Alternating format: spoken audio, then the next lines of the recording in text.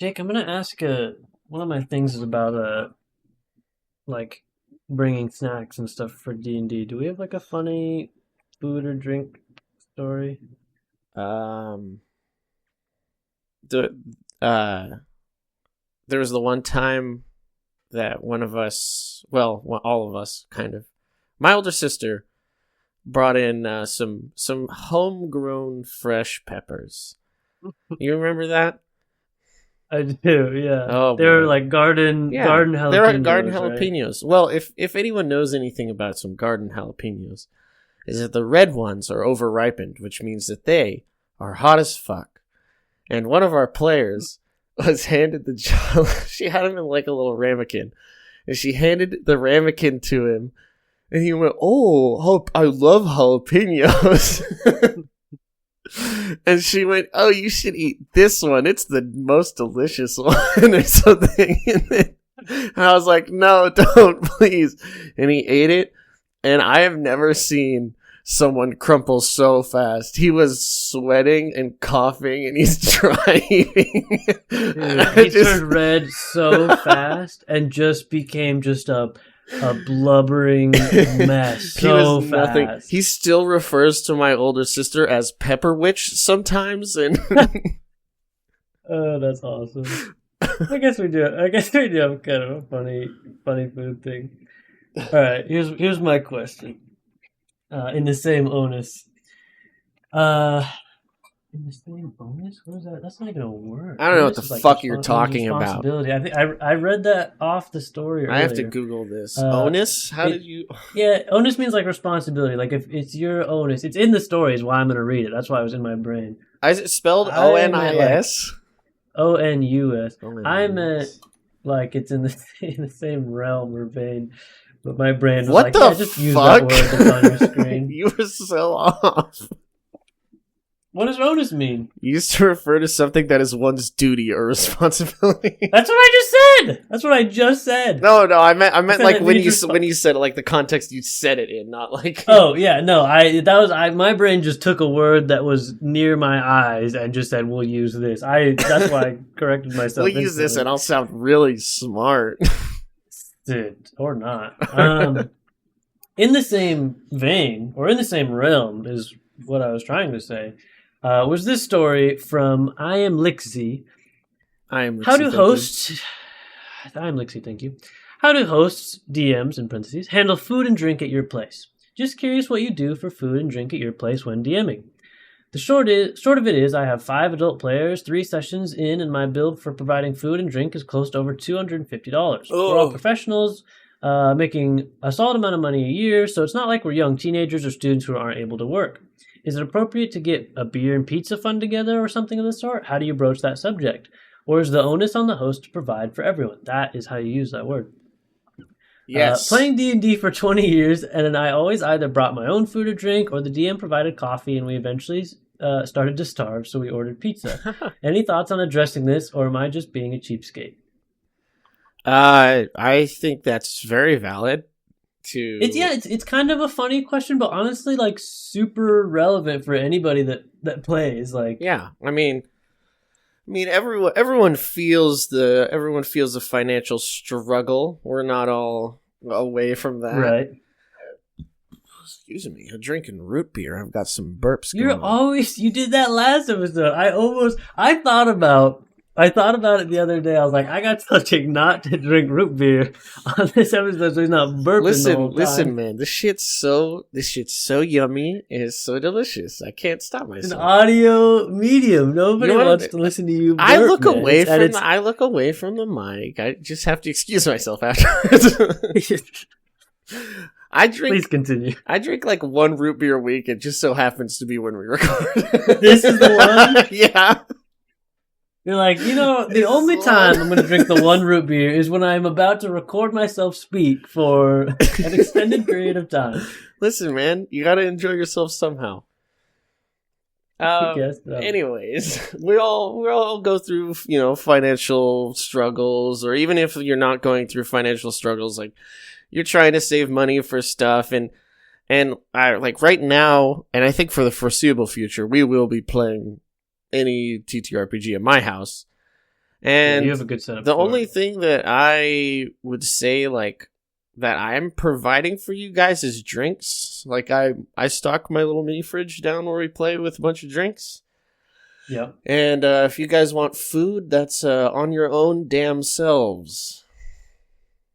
Yeah, we've never really had like a system for it, which I don't think is a bad idea, especially the less comfortable you are with your group. Mm-hmm. Because obviously, if you're like really close with some friends, like you guys can figure out It's how really you want easy to to be split like, hey, if you something, guys or- chip in $10, I can whip up some good food or something. Yeah, or order pizza, or like a lot of times for us, if someone else is getting food beforehand, like they're going through a fast food place, they'll be like, hey, send me your orders. I'm going through this place, and you can Venmo me or send me the money, whatever later. But I do think if you're that- less comfortable I think with this them, I is think it a- would make sense to have a system. I think this is a very generational issue, though. Like How do you mean? my parents' generation, let's say, if my mom and dad were to be hosting D&D, which they would never, but either way, if they would feed their guests. That's how their generation kind of grew up. Is you're in my house, so I will feed you. But That's our true. generation is not really hardwired like that. Because Yeah. we're kind of more laid back, and a lot of Gen Z doesn't cook. I'm not one of those. I love cooking, Yeah, and I have cooked a number of times for our sessions. true. But like, you don't need to make something extravagant. I made a pot of chili and bought hot dogs, and we had chili dogs one time. Like, And they were delicious. yeah, that's like all you I need have to a do. very kind of opposite feeling about this, actually. I think that this goes two ways for me. Mhm. The DM should not provide food, period. Okay. I think the DM has enough on their plate. No pun intended. They have to prep the game. They have to, potentially build the world, or at least prep Mhm. for their adventure. Learn the entire system, and or kind of freshen themselves. Like I spend a lot of my week, prepping for the session coming up on Saturday. And some of it is like actually time at my computer writing and adding things, to my doc, and researching, items or monster stat blocks or Mhm. encounters, stuff like that. But a lot of it is also just like this mental energy of like when I'm at work, I'm always thinking about D&D. I'm thinking about how that villain's gonna talk, or how that encounter might go, or what could happen if the players do this. And so I think the DM has done enough that I think that the DM should not have to provide food. Mhm. I think they are bringing something to the session already. I also think that the person who's hosting should not have to provide food, because they're also providing something for the session. They're providing their house, their apartment, their space. Sometimes that's the same person. Like for a long time, we played at my house, and I was the DM, and I definitely felt no pressure to feed you guys. Nope. So I think, if you're a player and all you're bringing to a session is just, your character, your laptop, and just a good attitude, which is a kind of good handful of things that players should be bringing. But I think if that's all you're bringing, I think that you should bring some snacks and or a case of pop. It doesn't have to be all on one person. If one player brings a case of pop and one player brings, 2 bags of chips, whatever, like that's pretty good. Obviously, and then food after that, you can all, split a pizza order or something like that. But I really believe that the DM and whoever's hosting should not be expected to also provide drinks and snacks and food. Yeah, I have a little bit of the hosting. I should provide something for my people, which is why I make sure my mini fridge is stocked with drink. Yeah, Absolutely loaded with mostly root beer, to be honest. well, yeah, it's popular. Shit's good, man. It is good, especially when you're recording a podcast. It's different. Hey, I burped several times, and have you heard me one time? No. Didn't think so. But yeah, I mean, I kind of feel like I should maybe provide like at least waters. I've bought a case of Sure, bottled water. yeah. There's a bunch of water down here. Like there's root beer and stuff in my fridge, and there's some like smaller snacks. But other than that, like I'm not. Like every once in a while, I'll make something. Lacey likes to cook treats and stuff for you guys, so Lacey's my girlfriend. Lacey being your girlfriend, yeah, and like that situation in itself is like if you have someone that likes to cook, likes to provide snacks, things like that, and that's great, and that works out for everybody. And if you love to cook, if you're the DM and you're hosting and you want to cook something for your players and you just love doing it, like more power to you. I'm just trying to share the load a little bit. Yeah, I guess my kind of point of view is I don't expect anything from anyone. That's fair. Fair. I expect when you come to play D&D at my house, I expect you to be respectful and be in a somewhat decent mood. Yeah, come in with a good attitude, for sure. We're here to have fun. Other than that, like, yeah. Bring a smile on your face. And it definitely like depends on the week. Some weeks I roll up and I've got bags of chips for everybody. Mm-hmm. I got snacks, I got whatever. And other times I have a bag of fast food just for myself. Yep. And usually an Uncrustable stuffed in my backpack that I also eat. That's one of my biggest hacks for D&D snacks is I have Uncrustables in the freezer, and before I leave, I stuff one in my backpack, and then about halfway through the session, it's like thawed out and ready to go, and it's the boost I need to get to the rest of the session. But yeah, I think that is a good mindset. You shouldn't expect really anyone to provide food. As that is a responsibility of your group to figure out how you want to do that, but. I do think, your DM's doing a lot for you. The person providing their house is doing, or space is doing a lot for you. And so if you're not doing one of those things and you're just a player, you should. Yeah, exactly. Yeah, you should bring some snackies for people. Yeah. And I mean, I stick by what I said, that I think this is more of a generational thing. I think that the person that said this might be a millennial. Or they could be Gen X, I guess. Yeah. Like, well, mostly because they bring up like beer and pizza, and that is have you seen any of the statistics regarding alcohol in Gen Z? Drastically dropped between Gen Z and millennials. It's like down like 50% or something. So it's having beer in your fridge. Are we Gen Z? We are Gen Z. Yeah, we're Gen Z. I mean, I don't drink. Yeah, you don't don't drink. So we're both Gen Z, and we both don't drink. So honestly, that makes sense. We're proving the statistic. Yeah. Well, yeah, and alcohol's expensive. That's one reason. Yeah, that's true. Alcohol's super expensive, and most of it tastes yucky. So it tastes yucky. Anytime, and I'm not holier than thou. If you like to drink, get smashed, man. Mm-hmm. More power to you. Anytime I have an alcoholic beverage, kind of wish I had a root beer. To go back to our drink of choice, I just kind of wish that I had a pop instead, and so that's my own thing. Yeah, I'm not gonna really put anyone down for drinking. I just think that beer is gross. It's yucky, man. It smells bad. It doesn't taste good. The only thing that I can like put down and not feel really terrible about afterwards is like whiskey. Not me. But even that's like really expensive, so I don't want to. Yeah, I think if you feel like your group needs a little bit more of a defined system, if you want to figure out how to get some snacks, I think, have someone that is comfortable, making the trip to the gas station or the food place or whatever, or however they want to do it beforehand, whether they're hosting or, just arriving as a player or whatever. Whoever would be comfortable doing it, and just have like a food or snack fund, players can chip in and, Venmo or give some cash to whoever's the kind of runner for the groceries or the snacks or the fast food or whatever.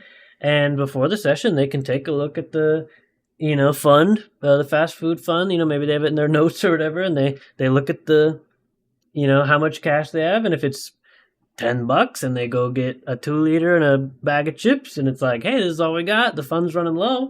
Or if you guys are hungry, extra money and they get to be everyone's fucking fault. Yeah, or it's like our fund is, we don't have any money in our fund, so there's no snacks this time. That sucks. Or people have chipped in. Maybe you got a good amount of money in there. You get a couple large pizzas. You get whatever. Yeah. I think that could be a fun way of then it's not any one person's fault.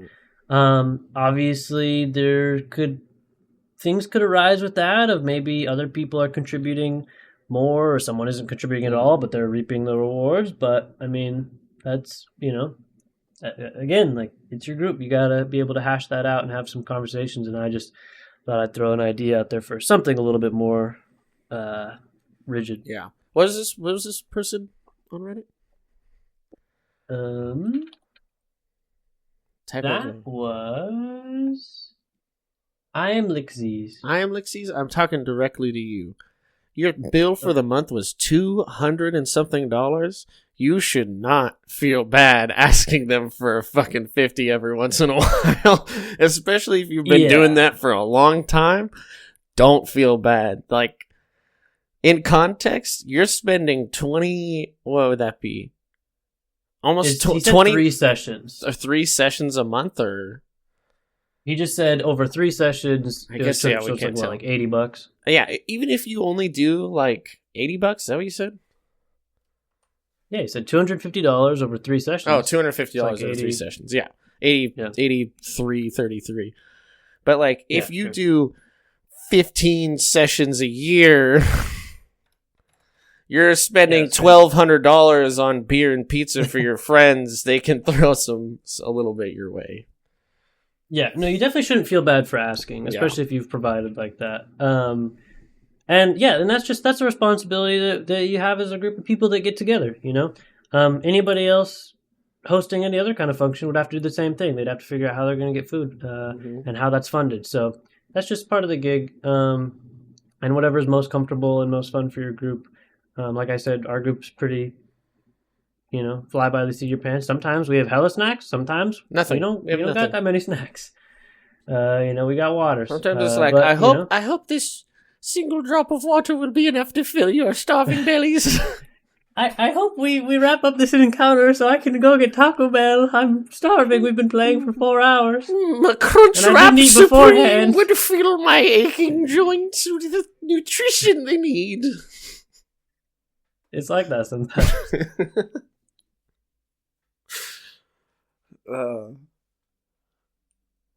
My eyeball. All right, what do you got? What's wrong with your eye? I just poked it with my glasses like an idiot. Don't do that, man. I'm sorry. Why am I apologizing? Go fuck yourself. Oh, sorry. Shouldn't have come at you like that. This one is interesting. I'm very curious to see what you think about this, especially because I think our group is very much on one side of this debate. Okay. This comes from Reddit user Companion Species. Love you, Companion Species. Companion Species. He says, or they say, I think a lot of DMs asking questions here, this is on the subreddit DM Academy, could stand to be reminded that players can't really trick them or cheese encounters if the DM just allows the rules as written. I came across a post and it felt like I believe in you. Sorry. I'm gonna start. Let me take it from the top. It's okay. I came across a post and it felt like felt like to me a lot. It's the problem. See, he wrote and it felt like me to a lot of scenarios. So see, I was trying to read it as written because I don't want to. Yeah. I don't want to flourish on people's posts. I don't want to. True. Take them to say something that they didn't say. So I was trying to read it as written, but that's just a grammatical error. So I'm not cutting any of this let me. That's fine. Let me do a little flourish here. Let me help him out. Okay, yeah, help him out. I came across a post, and it felt like to me, a lot of scenarios we read about here go like this. My player did X thing that trivialized an encounter or tricked me somehow. I let them do it because they said they could. They got excited about it and told me they were just going to start doing X thing every time we play and break the game. How do I prevent this? Note, I did not have them roll initiative. I didn't make NPCs roll to resist anything. You must follow the rule of cool. We didn't read the rules, and I let them make a vibes-based call on how the spell is used or how it works. They kind of shouted me down when they were being sore winners about it. So he's imitating someone on someone making a post like this. He says, while I understand occasionally bending the rules or fudging a die roll to let the party score a real photo finish hit on a big boss, these posts make me wonder what level of Calvin ball some people are playing with the rules in their games. Maybe I'm also lucky in who I've found to play this game with, that I really have no need or urge to entertain the need to cheese.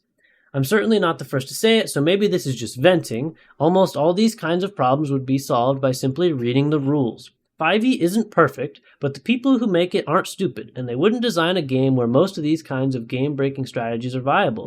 Things like any combat should take place in initiative. NPCs get opportunities to act and react. Persuasion isn't mind control, or a spell's description says what it does are among the first things one should learn when DMing. Yep. I also wonder how much this phenomenon has to do with the rise of actual play shows where players at home want to fast forward to their big critical role or D20 moment without owning or reading a rulebook. That seems harsh. I know this game's genre is heroic fantasy more or less. Part of the draw is that PCs are almost always on the road to be the strongest beings in the world, but that doesn't mean the world just rolls over and dies the second the party says so. If I had a party that wanted that, I might just switch to something less crunchy, something that requires less preparation and math, something that lets my players narrate mowing down goblins and pulling drive-by shootings on the main boss of the entire campaign with almost no preparation from me. All right, this is a little... First of all, might I introduce you to the Powered by the Apocalypse system? You're so right. Those are narrative based. But I think within his parameters, this was a little dramatic, a little inflammatory, maybe. No, it's funny. But I do think he's correct in saying a lot of people say, my players trivialize this combat or boss or puzzle. You know, what do I do? And what if they do it every single time now? And that typically what has happened is the DM or the players misunderstood a spell or a rule or allowed something for the rule of cool, like you said. Empowered. And it breaks it, right? Yeah. That's a real scenario that definitely happens. Yes. And then if you do it differently later, they're going to be mad because you didn't do it differently the one time. Right, it's like, well, it worked this one time, it ruled it differently. And obviously our group, I would say we strive for rules as written, but they can be vague, they can be confusing. And sometimes someone's interpretation of a rule is different than somebody else's, and we allow a little bit of discussion back and forth on how we think something works, and the DM gets the final call and says, yeah, I think that works, or no, I don't think it works like that. But it is very challenging as a DM if you feel like they've discovered something broken. And this person, I don't usually read the comments, but I think this person summed it up so well. This is the top comment is from Jeffrey Peterson. Jeffrey Peterson says, it's also good to remember that this is a cooperative game and the goal is for everyone to have fun. If some aspect of the game, either a mistake by the DM or an exploit by the players, makes the game less fun, just step back for a minute and tell all the people at the table to work together to fix it. It's completely fine to say, hey everybody, I don't know if I made a mistake or you guys are all just really clever, but going forward we aren't going to use this particular move anymore because it's going to mess up all my encounters. Yeah, I think that's a pretty mature... Yeah, I think that's super mature. And then that doesn't put the blame on anyone. It doesn't matter if the DM misunderstood something, if the players misunderstood something or anything, or if it was a really clever thing that, whatever. It fixes the problem. It gets you moving forward. It lets the cool thing happen, but also by saying, hey, next time, it's not really going to work like that. Which is great.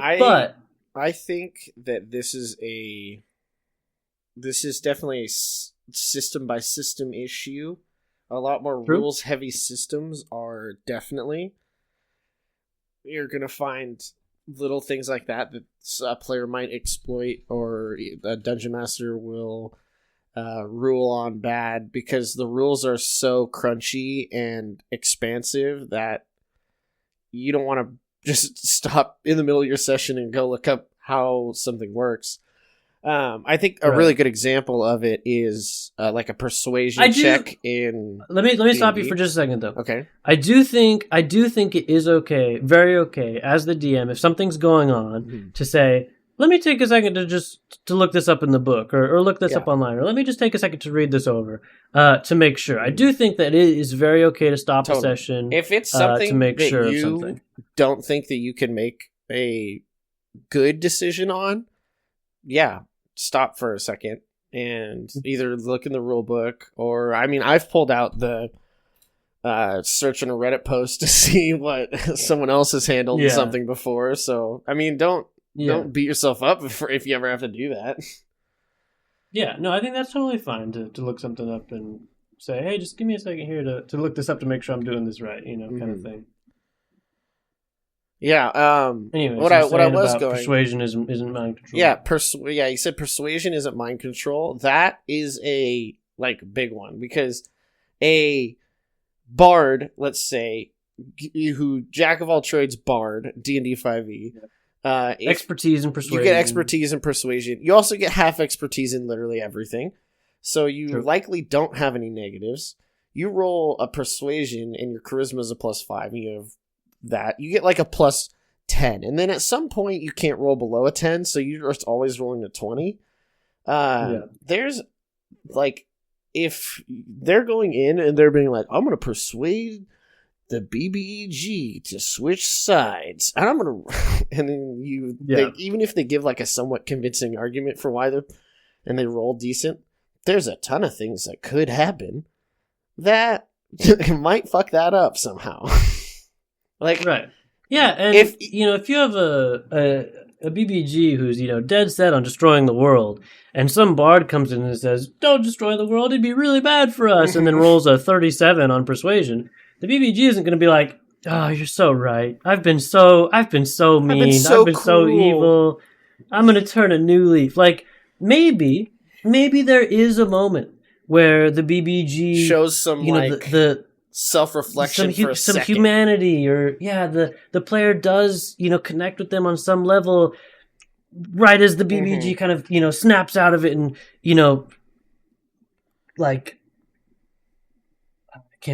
I lost my train. I think kind of batten down on some idea, and gets back to the fight. Maybe the players get a surprise round. I think maybe they get extra on a combat or something. A great example of the bad guy showing weakness is Thanos when he has to throw Gamora off of the thing. For a second, he gets told that he has to sacrifice, and you see the shot is long. He stops for a second because he knows what he is going to have to do, but he considers not doing it for a second. And that, I think, is what you could rule a good persuasion check towards your BBG, is that consideration, a little moment of humanity, but then that swap to, no, I'm too far in, this is what I have to do. Right. Yeah, they don't have to just lay it all down over a high roll. And that goes for any kind of check, any kind of, high, really high roll, same thing with a stealth roll. A wizard that has a really high arcana check, or a rogue that has an incredibly high stealth roll. A really high stealth roll does not put them in the clear at all times. A really high stealth roll might make them overly confident, and then they don't check for traps. Right, yeah, there's a lot of other things other than they're not just invisible because they rolled a, close to 30 on a stealth. It's a great roll, don't get me wrong. But it doesn't, there are DCs that are 30, or higher. It's, sneaking around in an incredibly well-lit room with security cameras and guards that are patrolling and, things like that. You add layers and, you can't, a stealth roll is not going to just fix all your problems. And you don't have to, fudge those high, DCs. You can just, explain to your players all the things that are kind of working against them in this moment, and why something would be so difficult. Even if they have those ridiculously high checks, there can be a lot of other complications, like you said. Yeah. And then they're talking about towards the beginning mentioned like, oh, they keep outsmarting me. There's 3, 4, 5 players. They are going to think of things that you didn't think of that are going to essentially like dismantle or break something that you have. But they're going to catch you by surprise. They're going to catch you by surprise quite frequently. Yeah. But as a DM, you rule on that, and there are definitely ways that they can catch you by surprise. And then what does the BBG do? Oh, you've caught the BBG. You've figured out what his master plan is. Oh, the fucking power word kill, baby. Like, what's the most evil thing they could do at that moment? Maybe their plan is falling apart at the seams. Maybe the players have been so clever and they have figured it all out, and they've the case is busted wide open, and maybe the BB just breaks. Maybe it's truly like a psychotic rage of like, you've ruined everything, you've ruined my plan, I'm going to kill you. Like, that could be a super interesting really cool BBG fight. That could be a really cool fight, because they're going to throw everything at you then. They've got nothing to lose now. You have broken them. What is the quote? A man with nothing to lose is the most dangerous man, something like that. Yeah. That could be super interesting. And I think very much like this guy said, you have to make sure if it's in the interest of your group, if this is what your group wants to do, you're following the rules as written. A lot of those checks, obviously they have very high DCs. A nat 20 in a ability check is not an auto success. A nat 20 on a persuasion check, arcana check, stealth check, performance check, intimidation check, a nat 20 on any ability check is not an auto success. It is, your player is right. Your player is going to do the best possible thing that they can do, right? If you are rolling a persuasion check and you roll a nat 20, you give the most persuasive argument there is to make. If anything would work, it would be this. It still might not work. Yeah, but the Joker can't be rules as written. Right. Rules as written, a nat 20 is only an auto success when rolling an attack, when making an attack roll. It's an auto hit. Even if the dragon's armor class is 55 and you roll a nat 20 plus 3, it hits. A nat 20 does hit in that scenario. And a lot of people like to think that works the same on ability checks, and it doesn't. Some people might rule that it does. We do it a lot. Very rarely in our group would a nat 20 not succeed in an ability check. Because as a DM, if you're asking someone to roll a dice and a nat 20 isn't a success, you should not have been asking them to roll the dice. You should have told them this is not possible, something that's in the realm of possibility for your character. Because that's not fair. That's not fair to the player to say, oh, yeah, make a persuasion check, and then they roll a nat 20 and you go, yeah, but he doesn't listen anyways. It's like, why'd you make me roll, man? Yeah. Play this out with me for a second, Keagan. I'm the BBG and you're a player. Okay. Oh, Mr. Beckett, you've done it. You've found out my entire dastardly plan. How good for you. Applaud yourself if you must. Do you have anything for me? Because I shoot him. I cast counterspell at 9th level. I use my reaction to Hellish Rebuke. Like, you can throw all that. That's always what it feels like when you're villain monologuing. We've had that. We had a campaign where I tried to do a villain monologue, and a player seconds into it was like, I shoot him with my crossbow, and then I dash, and then I was like, okay, man, damn, like, fuck me, I guess. Yeah. I like your train of thought though. So where were you going with this Uh, villain that's uh, been stopped at every corner? play it out with me. You're the bad Okay, guy. You're Mr. Beckett in this scenario. all right. I'm Mr. Beckett. I'm sorry, Mr. Beckett. You've discovered everything there is to discover. You're just one of the brightest and best detectives that have ever lived, I guess. And now I'm gonna stop you. Well, that is, unless you don't want to save your mother. And Oh and then my the mother God! is falling from the ceiling and Yeah, giving the and villain then- the time oh to my escape. God. He gets away, and then He gets dude, away yeah, in the exactly. That is. I'm gonna be honest. I didn't know where you're going with that. I got a little nervous, but that is a great example of like very much in game how you could play something like that out. There's so many other options, and Monster of the Week, the Powered by the Apocalypse system, very much inspired by like Supernatural Love and things it. like that, It's my or favorite. Please play what's that Monster damn of the Week. what's that Supernatural. damn Stranger Things. Supernatural. I said Supernatural. And Stranger Things. It has a system of like soft moves and hard moves that the gamekeeper, the dungeon master, whatever it's called in that system, can enact on the players. And like one of the things, like a hard move that you can do on the players, something that's immediate danger to them is like kidnap a player, separate them from the rest of the party, right? Like it has these options for you to complicate encounters and different things.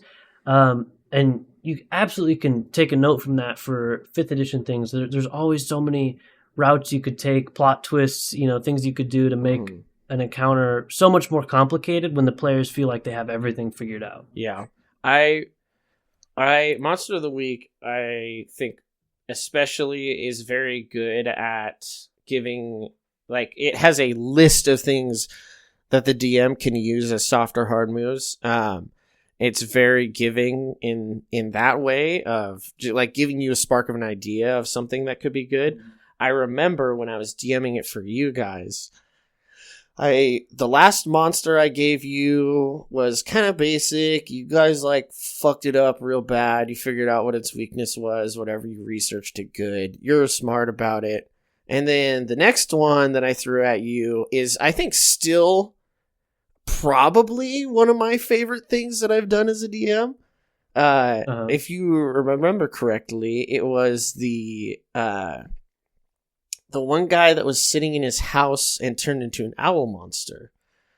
The one of you had like a vision of this guy that would like this guy and like the vision flashed for a second, and then there's an owl monster in his house. You guys didn't know what was happening, and then when you got there, he's just sitting there watching Jeopardy on his TV or some shit, talking about how much he loved that goddamn stuff.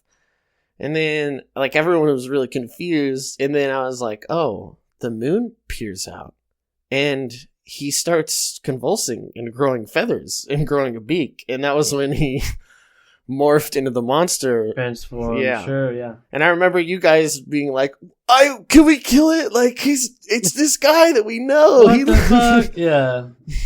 Yeah, I love like a good twist like that. And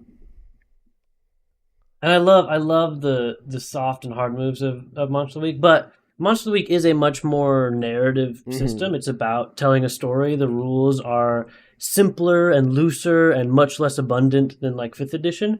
But you are the dungeon master. And this is a collaborative game where the goal is to have fun and tell a cool story. And you absolutely have the power to pull the same kind of shenanigans that your players are trying to pull on you all the time. You got a dome up there. You got a dome up there. If they have something clever, you hit them right back. Bring in their player backstories. Bring in that NPC that they're very fond of. Have a second army that was positioned outside of their hometown that the BBG reveals is now marching on their town as this fight is going on. And they know that they have to get back to their town to save it as well.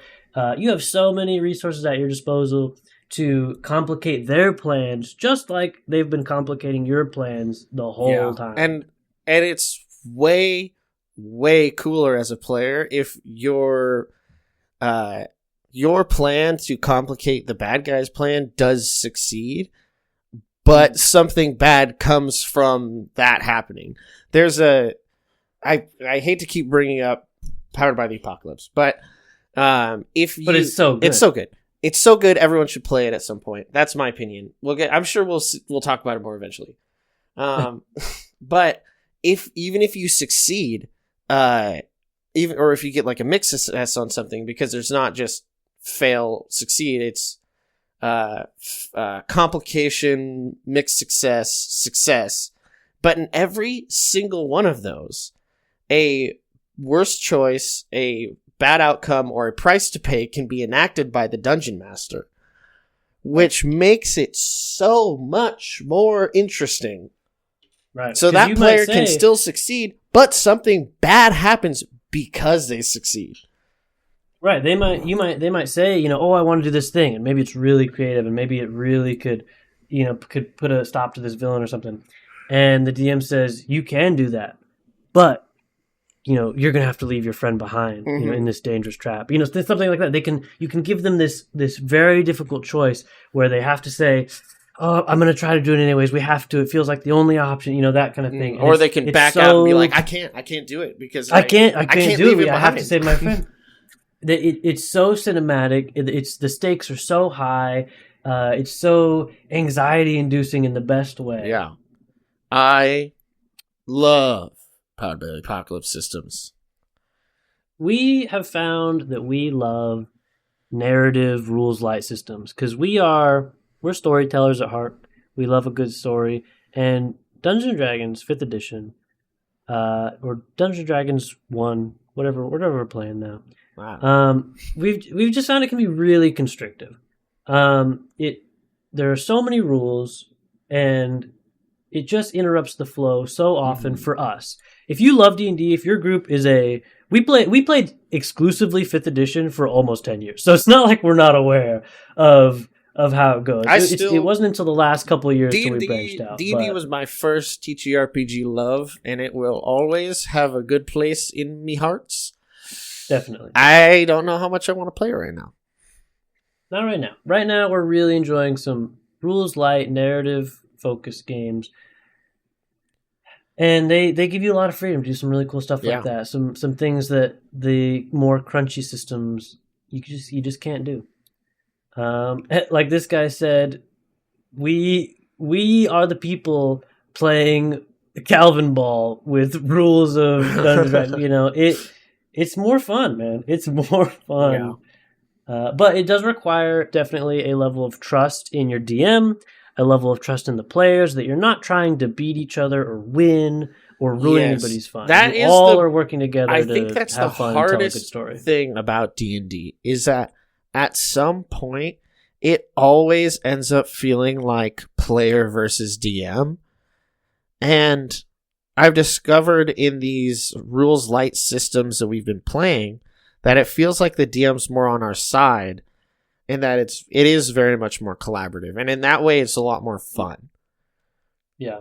And it's tough. I absolutely understand both sides of it, because like as a player, you want to absolutely just destroy the boss or the enemy, right? Like you just want to fuck them up. Mm-hmm. But as the dungeon master, who's like maybe even made this stat block for this monster or found a cool monster encounter and planned it all out, you want to get to do all your cool actions and legendary actions and layer actions, like all this stuff that you've prepared.